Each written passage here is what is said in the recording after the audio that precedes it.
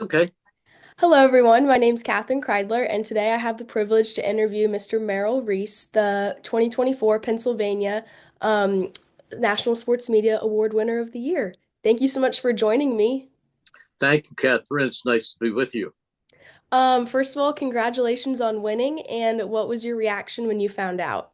I was thrilled. I was very, very honored. It's my sixth win of that award, so it Wow, made me feel very, very good. that's awesome. Could you give us a little bit of a backstory on you, like where you grew up, where you went to college, and a little bit how you got to working with the Eagles? Well, it would be tough to give you that story in less than a couple of hours, but I'll give you the quickest synopsis that I could Okay. possibly give you. Um, I guess I dreamed as a kid of being an NFL quarterback, but at 5'8" and 140 pounds, that wasn't going to happen. Yeah. Uh, I grew up. I also, as a young kid, did a lot of television commercials and things of that nature. I had a mother who dragged me around a little bit, had that show business flair. But then when I decided what I wanted to be, it was my dream was to be a play-by-play sportscaster. I Mhm. majored in communications at Temple University. For my final 3 years there, I was sports director of the student station. I did all the Temple games. After college, I was a naval public affairs officer. I came out of the Navy. I worked at a little radio station in Pottstown, Pennsylvania, then went to a bigger station in Levittown. Mhm. I became ultimately, years later, an owner of that station. Wow. From there, I went into Philadelphia, worked for a FM station, was one of over 90 people to audition for summer replacement at WIP. I ultimately got hired for that. Was given the pre and post game Eagles shows and the coaches show. 5 years later, I became the color commentator. And with two games to go in the 77 season, I moved into the play by play seat. And I've been doing the games for the past 120 years. Oh my gosh. No, actually, it'll only be my 49th year. Okay. That's so fun. So out of all of those jobs, which one has been your favorite? The job that I have right now, there Okay. is nothing. I always say, Catherine, before every game, when we're standing for the national anthem, I say two things. There's no place in the world I'd rather be, and there's nothing in the world I'd rather be doing. Oh, that's awesome. Well, I'm from Cincinnati, so I am familiar with um the Kelsey brothers. They went to UC, and one of them, not Travis, Jason. Jason played for the Eagles. Yes, yes, he Yeah. did. Jason is a very good friend of mine. Really? Sure. Oh my gosh, that's awesome. Oh, I love that. Have you had any favorite games that you've broadcasted or any really special moments? Well, I have, but a lot of special moments, too many to name.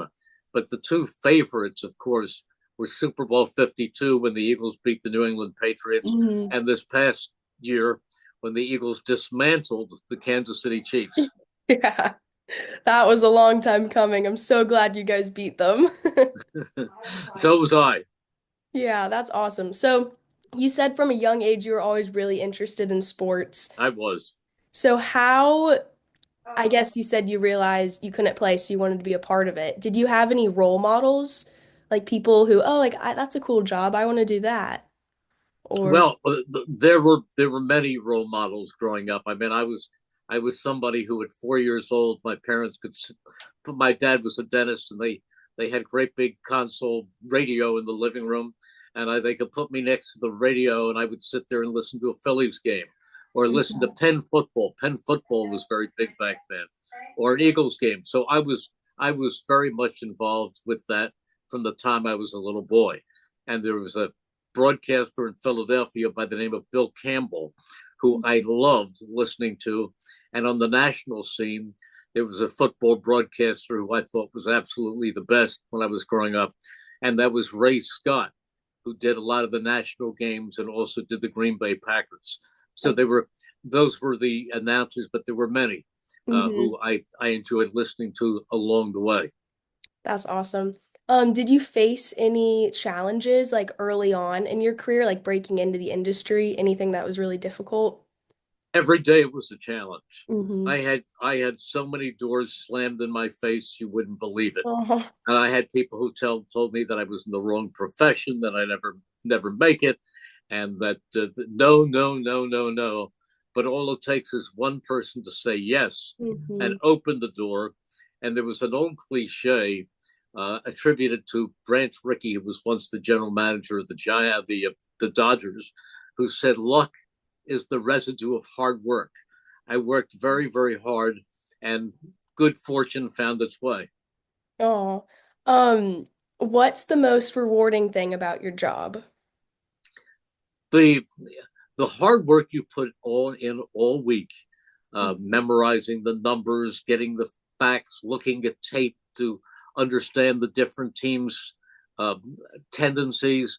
But when I get up there, when I wake up on a Sunday morning or on a Monday or a Thursday or whenever there's an NFL game, I can still, after all these years, feel that nervous feeling in the pit of my stomach, kind of like a student would going into a big final exam Yeah. that you've prepared all week and you want to be at your best. And Hmm. you know there are going to be millions of people listening to you in that game, and you can feel it. And as our producer counts us down 2 minutes to airtime, a minute, 30 seconds, and then he cues me, that all goes away, and I feel like I'm floating on a cloud for the next 3 hours. It's the feeling of being up there doing what you'd rather be doing than anything else in the world. That's awesome. Do you have any tactics that you use to help decompress or like get yourself ready? Like, what is your preparation? Also, what does your preparation look like leading up to a big game?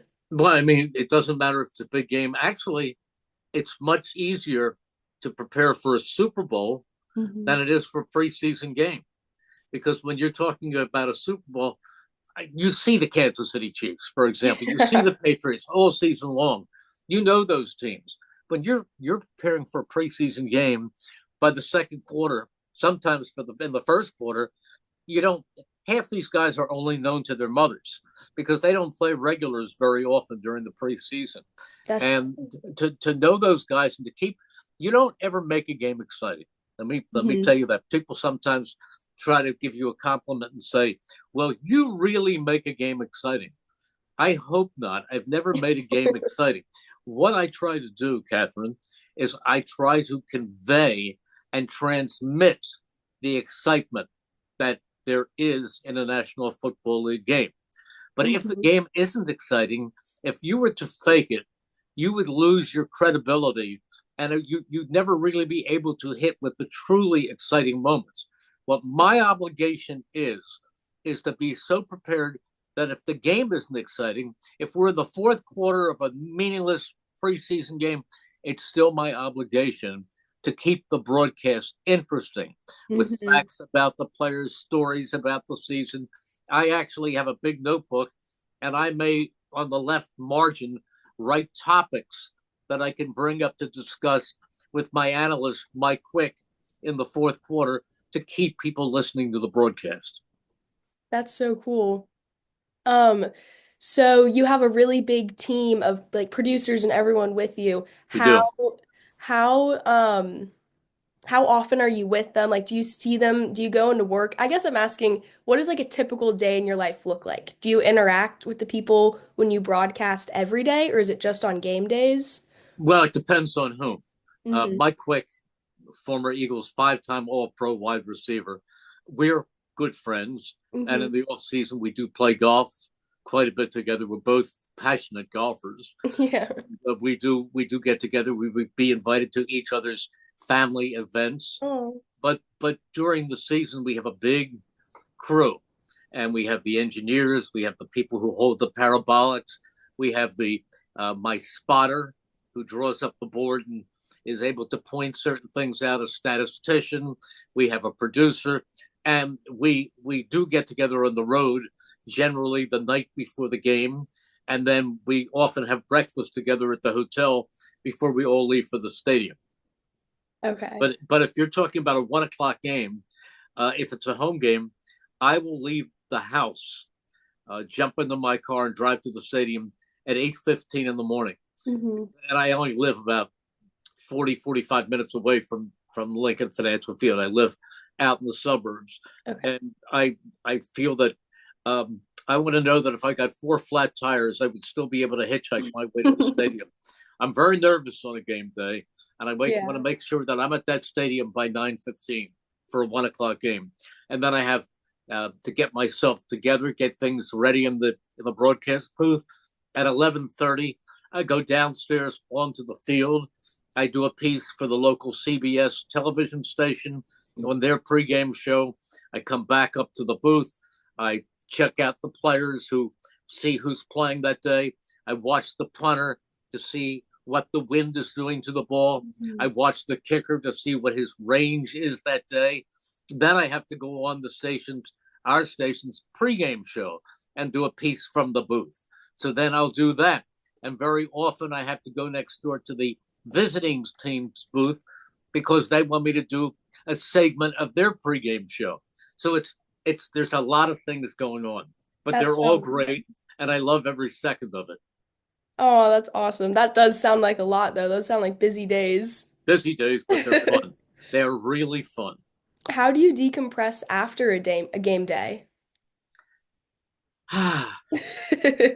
That's a good question. I think I'm decompressed the minute the game ends, and Yeah. I'll walk into the uh, dining room, the dining area for the media, and I'll have a big slice of whatever they have that day, whether it's some pizza or stromboli or whatever they have. I'll have something to eat, and Hmm. then I'll head for home. And when I get home on a Sunday night after a game, you'll never guess what I do. I watch Sunday night football.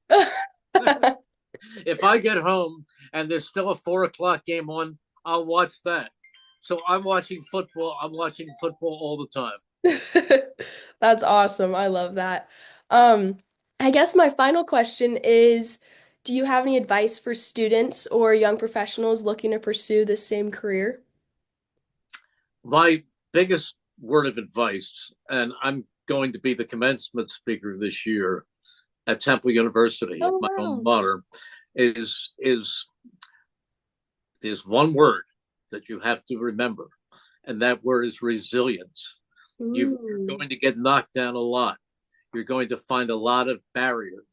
But if you want this badly enough, you have to be able to pick yourself up, dust yourself off, and start all over again. hmm. Keep going. I have a son. Um, my son Nolan is a film editor in Hollywood, and when he went out there, it was tough. Hmm. And, I mean, he went to film school at Boston University, went out to Hollywood, and he had a lot of doors slammed in his face. No, we have nothing, nothing, nothing. But eventually, he got an opportunity, and he made the most of it. Now he's done Captain America, Bad Boys 3. He's done a Creed 3. He's on a new film now that he's working on with Ben Affleck and Matt Damon. So Wow. he's really a very successful film Hmm. editor. But I told him you've got to be resilient at the beginning until you get there. But it's tough. And even after you've achieved a certain modicum of success, you've got to make sure that you're at your best every single week. You Hmm. never have a chance to take a game off and not prepare. You've got to feel that every time you do a game, there's somebody who listens who never heard you before, and they're Hmm. going to judge everything on what they heard that day. So you've got to be sharp, and you've got to be at your very, very best, and you've got to be tremendously prepared. I I think I probably spend a good 40 hours in preparation between going down to practice, going to the stadium, the work I do during the week at home at night. When I Hmm. come back at night, I sit down and I do at least 2 or 3 hours at my desk in preparation every night. The preparation is a big key. Hmm. Wow, that's awesome advice. I love that. Thank you. Thank you. And this has been so much fun. I've loved talking with you, and congratulations on winning. Thank you very much, Catherine, and I wish you the very, very best. You do a great job interviewing, and I think if this is your goal, you have a bright future in this field. Yay, thank you.